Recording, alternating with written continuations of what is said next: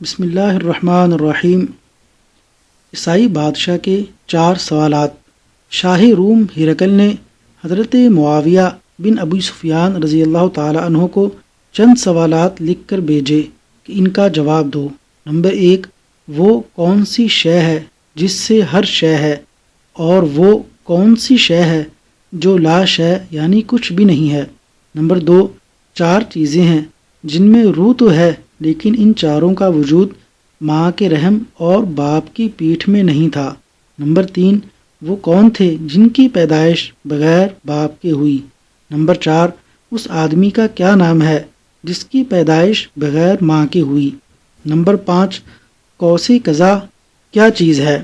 Number 6، وہ کون سا درخت ہے جو بغیر پانی کے اگتا ہے۔ نمبر 7، وہ کون سی چیز ہے جو سانس تو لیتی ہے لیکن اس کے اندر روح نہیں ہوتی۔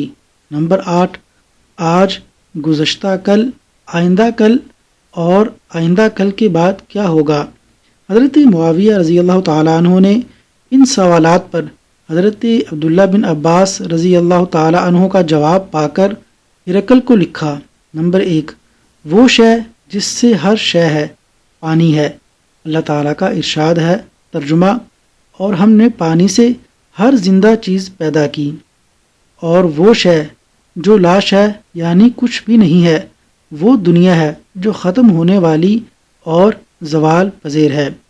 نمبر 2، وہ 4 چیزیں جن میں روح تو ہے لیکن ان کا وجود ماں کے رحم اور باپ کی پیٹھ میں نہیں تھا۔ یہ ہیں: نمبر 1، حضرت آدم علیہ السلام۔ نمبر 2، حوا علیہ السلام۔ نمبر 3، صالح علیہ السلام کی اونٹنی ہے۔ نمبر 4، اسماعیل علیہ السلام کا مینڈا۔ نمبر 3، حضرت مسیح علیہ السلام کی پیدائش بغیر باپ کے ہوئی۔ نمبر 4، حضرت آدم علیہ السلام کی پیدائش بغیر ماں کے ہوئی۔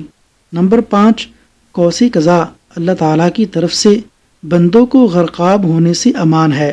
نمبر 6، بغیر پانی کے اگنے والا درخت یقطین ہے جسے اللہ تعالیٰ نے یونس علیہ السلام کے اوپر اگایا تھا۔